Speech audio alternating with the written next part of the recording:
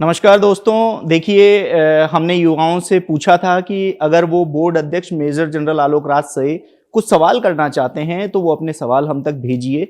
उन सवालों का जवाब हम लेंगे और कोशिश करेंगे कि उन सवालों का जवाब आपके पास आसान तरीके से पहुंच जाए। क्योंकि अध्यक्ष आपके पास इतने ज़्यादा सोशल मीडिया पोस्ट आते हैं कि वो सभी का जवाब नहीं दे पाते हैं, महज कुछ ही सवालों के जवाब दे पाते हैं। ऐसे में कई अभ्यर्थी ये कहते हैं कि हमारे सवालों के जवाब नहीं मिलते, तो हम कोशिश कर रहे हैं, हमने वो सवाल लिखे हैं और इन सवालों के जवाब अध्यक्ष साहब से लेने की कोशिश करते हैं। बहुत जल्दी में हम ये करेंगे क्योंकि सर के पास भी थोड़ी टाइम की कमी रहती है। तो सर, बहुत बहुत स्वागत है आपका। जय हिंद, नमस्कार। सर, सबसे पहला सवाल, लेवल 2 में संशोधित परिणाम आने के बाद चयनितों के जो अधिक अंक वाले हैं वो लगातार चक्कर काट रहे हैं। हाईकोर्ट में भी मामला चल रहा है, बोर्ड को जवाब पेश करना है। तो जैसा मैंने शायद ट्वीट भी किया इसके बारे में कि इसका सलूशन हमारे पास नहीं है। जिन बच्चों के ज़्यादा अंक हैं और रिवाइज रिजल्ट के अनुसार और लेकिन वो बाहर हैं और वो नहीं लग पा रहे हैं, तो उसके बारे में हमारे पास इसका कोई रिजल्ट, कोई इसका जवाब नहीं है। तो इसके बाद में यदि कोर्ट से कोई आदेश होगा या विभाग से कुछ इसके बारे में आएगा तो उसको कार्रवाई कर पाएंगे। सर, जो जूनियर इंस्ट्रक्टर सिविल ड्राफ्टमैन की टोटल पोस्ट 36 थी, उसमें से 19 का ही फाइनल रिजल्ट आया है, बाकी का कब तक आएगा? मैं सबको नहीं बता पाऊंगा इंडिविजुअल भर्ती के बारे में, लेकिन यदि उसके अंदर बच्चे प्रोविजनल होंगे तो रिजल्ट नहीं आएगा, और जैसे प्रोविजनल हट जाएंगे, यदि कि क्लियर हो जाएंगे तो हम रिजल्ट निकाल देंगे। सर, पटवारी से पहले लाइब्रेरियन और वीडियो भर्ती में नियुक्ति की मांग उठ रही है। अभ्यर्थियों का कहना है कि पटवारी भर्ती में पहले नियुक्ति होने के चलते लाइब्रेरियन और वीडियो भर्ती में नंबर आने पर पटवारी के पद खाली रह सकते। देखिए, वीडियो का रिजल्ट हमने निकाल दिया आज, और हम प्रयास करें जितना जल्दी हो सके वीडियो का भी डीवी हो और वो बच्चे भी उनका रिजल्ट फाइनल निकाल पाएँ, तो ऐसा प्रयास होगा।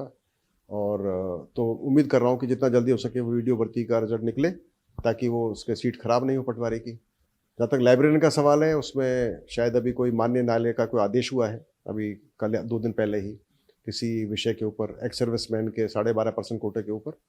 तो उसके बारे में क्लैरिफिकेशन लेने के बाद में वो रिजल्ट भी तैयार है, वो रिजल्ट भी हम निकाल देंगे, और फिर जितना जल्दी डीवी हो पाएगा सरकार के द्वारा, विभाग के द्वारा, वो भी हम प्रयास करेंगे, हमारी तरफ से हम रिजल्ट निकाल देंगे। सर, एक अभ्यर्थी का बहुत अच्छा सुझाव लगा है मुझे, मैं उसको लेके लाया हूँ। पटवारी वीडियो कांस्टेबल भर्ती में जिन अभ्यर्थियों का चयन हुआ है, उन्होंने चतुर्थ श्रेणी में भी आवेदन किया, तो क्या बोर्ड ऐसा लिंक ओपन कर सकता है कि वो अपना विड्रॉल कर ले ताकि कट ऑफ में शामिल ना? नहीं, ऐसा कोई प्रावधान नहीं है, नियम में ऐसा कोई प्रावधान नहीं है कि वो अपना विड्रॉल कर ले, क्योंकि उसके बाद में कोई विड्रॉल करके चला जाए फिर बाद में कोर्ट जा सकता है, क्योंकि ऐसा कोई प्रावधान नहीं है।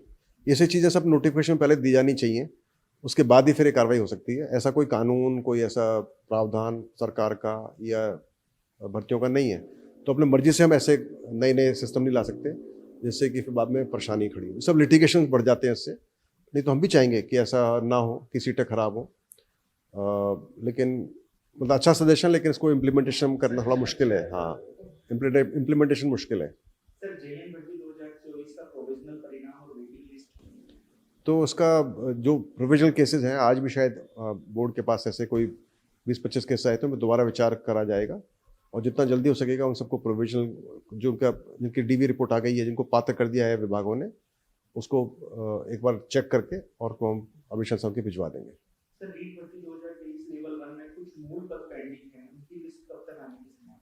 तो जो पेंडिंग है वो जब हम बार बार रिजल्ट निकाल नहीं सकते, कई बार रिजल्ट निकाल चुके हैं L1 का, तो हम बार बार 2-2 आदमी के लिए निकाल सकते हैं। तो जैसे ही हमारे पास एक पूरा इकट्ठा रिजल्ट बन सकता है, हालांकि बहुत ही कम पद बचे हैं, L1 तो लगभग कंप्लीट ही है, फिर भी यदि कुछ बचे हुए हैं तो हम इकट्ठा निकालना चाहते हैं, बार बार निकालना नहीं चाहते। तो जैसे हमारे पास सब कुछ की जो प्रोविजनल केसेस की डिटेल्स आ जाएगी, हम उसका रिजल्ट निकाल देंगे। सर, एलएसए भर्ती, हॉस्टल सुपरिटेंडेंट सोशल जस्टिस विभाग में वेटिंग रिजल्ट कब तक?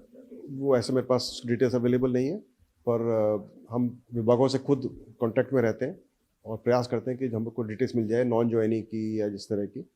तो जैसे हमारे पास एक सफिशिएंट डेटा होता है, हम रिजल्ट निकाल देंगे। सर, एलएसए भर्ती में पीएच का मेडिकल कब तक होने की संभावना? उसके बारे में मुझे नहीं मालूम होगा, वो तो विभाग ही बता सकता है कि कब तक उनका हो पाएगा पूरा। सर, थर्ड ग्रेड भर्ती में पदों की बढ़ोतरी को लेकर युवाओं की सवाल है कि क्या इस भर्ती में पद बढ़ेंगे? देखिए, पद भर्ती के बारे में तो मैं ये कह सकता हूँ कि चूंकि इसमें 50% का रूल और 100% का रूल भी अभी हो गया है, तो हमेशा संभावना रहती है और उम्मीद भी रखनी चाहिए आदमी को पद बढ़ने की। लेकिन पद बढ़ेंगे नहीं बढ़ेंगे उसके बारे में मेरा बोलना उचित नहीं, क्योंकि पद बढ़ाने की जिम्मेवारी है, जो कार्रवाई है, जो कार्य क्षेत्र है, जो अधिकार क्षेत्र है, वो विभागों का ही होता है। तो उसके बारे में वही बता सकते हैं कि पद बढ़ेंगे नहीं बढ़ेंगे। और लेकिन उनको भी इस पर अब शायद इसके बारे में अभी बोलना थोड़ा ज़्यादा जल्दी हो जाएगा, एडवांस हो जाएगा। पर मुझे लगता है कि यदि उनको पद बढ़ाने की आवश्यकता होगी तो वो समय रहते इसको कार्रवाई कर लेंगे। वैसे हम खुद भी जब परीक्षा हो जाती है उसके बाद हम विभाग को रिक्वेस्ट करते हैं कि इस पर यदि उनको पद बढ़ाने की संभावना हो तो उस पर विचार करें और जितना जल्दी हो सके उसकी वित्त स्वीकृति लें और हमको समय रहते बता दें, ताकि हम जब रिजल्ट निकालें उसके पहले हम उसकी पद बढ़ने की सूचना या एक जो नोटिफिकेशन वो दे सकें, ताकि उस पर रिजल्ट डिले ना हो सके। तो हमारा वो प्रयास रहेगा, हम खुद इसको कई बार चेक करते हैं। मैं खुद भी पर्सनली बात करता हूँ विभाग अध्यक्ष से, कोशिश करता हूँ कि यदि पद बढ़ने हो, जैसे वीडियो केस में हमने रिजल्ट निकाला, हमने इसके बारे में बात भी की विभाग से और लिखित में भी लिया, उसके बाद ही हमने फिर रिजल्ट निकाल दिया, क्योंकि इसमें कोई संभावना पद बढ़ने की अभी नहीं थी। तो जैसे मैंने बताया कि अभी तो पहले इसका डीवी हो चुकी है, सब कुछ हो चुका है, लेकिन चूंकि इसमें कार्यालय जो एक माननीय न्यायालय का आदेश आया है कि वो एक्स सर्विसमैन के बारे में उन्होंने एक चेक करने के लिए बताया है कि भाई इनकी 12.5% का इनका जो कोटा होता है वो पूरा तरह से उसका वर्गीकरण में दिया है कि नहीं दिया है। तो वो एक इशू है जिसकी वजह से उसका हम आज हमारा निकालने का प्रयास था, उसका रिजल्ट निकालने का, लेकिन वो अभी स्थगित कर दिया है आज हमने। और प्रयास कर रहे हैं कि उसकी चेक करके, क्योंकि उसकी आदेश की पालना हो जाए, उसके आदेश की पालना के बाद हम शीघ्र इसका रिजल्ट निकालेंगे। तो जितना वक्त लगेगा वो चेक करने का, उसका कंफर्मेशन का विभाग से, उतना वक्त लगेगा इसको रिजल्ट निकालने में।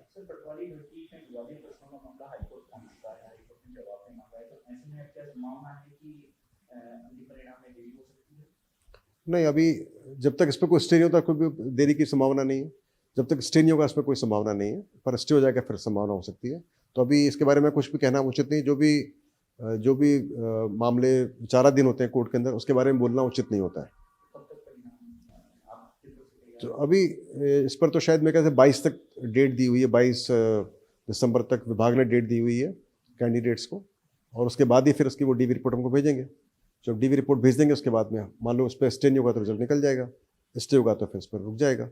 पर अभी इसके बारे में कुछ भी बोलना उचित नहीं है।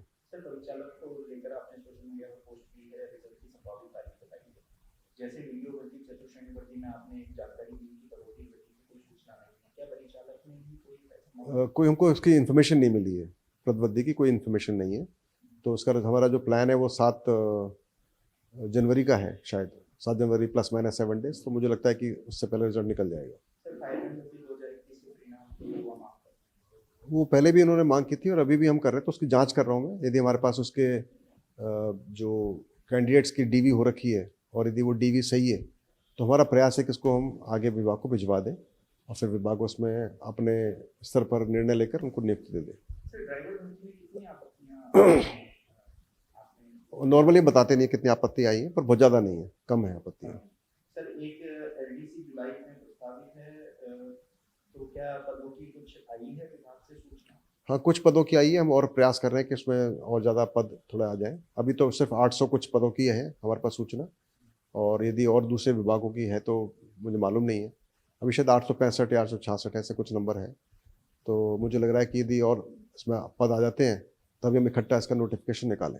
सर, अंतिम सवाल है, तृतीय श्रेणी जनरल भर्ती 19 से 21 जनवरी तक आपने प्रस्तावित डेट रखी है, 14 जिलों में ही करा रहे हैं। अभ्यर्थियों का ये कहना है कि लगभग 10 लाख अभ्यर्थी इसमें शामिल होंगे।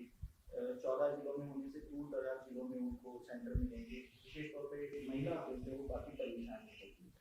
देखिए, ये जो निर्णय होते हैं कि कहाँ पे परीक्षा करानी है, ये हम डिपेंड करता है कितनी संख्या है। आप पूरी बात कर रहे हो 9 लाख की, 10 लाख की, हम बात कर रहे हैं कि एक परीक्षा में कितने लोग बैठेंगे। तो सबसे ज़्यादा परीक्षा जो मेरे ख्याल से शायद इंग्लिश या हिंदी में, इंग्लिश भी है शायद, या इंग्लिश या SST के अंदर है L2, उसमें शायद 2.5 लाख के आसपास अभ्यर्थी बैठ रहे हैं। तो सबसे ज़्यादा बड़ी संख्या वही है।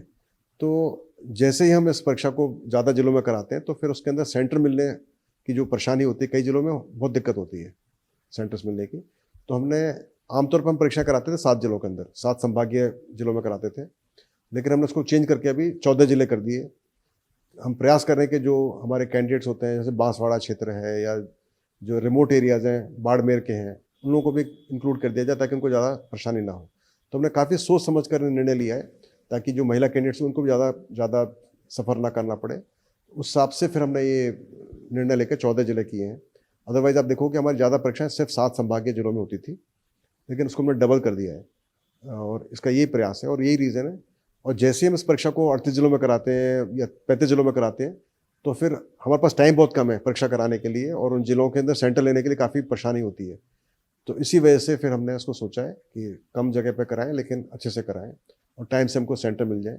तो ये एक परीक्षा नहीं है, 7 परीक्षाएं हैं और हर परीक्षा के लिए सेंटर लेना, स्कूलों से करना और विद इन 1 मंथ में सब कुछ कराना पाना थोड़ा सा मुश्किल सा काम है, पर फिर भी हम प्रयास कर रहे हैं कि वो सही टाइम पर करा पाएँ। बहुत बहुत धन्यवाद सर। युवाओं ने देखिए सवाल तो बहुत सारे हैं लेकिन ये चुनिंदा सवाल हम लिए हैं, बाद में फिर कोशिश करेंगे क्योंकि सर कभी भी सवालों का जवाब देने से कतराते नहीं हैं, हर सवाल का जवाब वो देते हैं। तो और भी अगर आपके कोई सवाल हैं तो आप हमसे पूछिएगा, हम कोशिश करेंगे कि हम सर से बात करके उन सवालों के जवाब आप तक पहुंचाएं। आप देखते रहिए एजुकेशन नगरी, मैं हूं ललित वर्मा।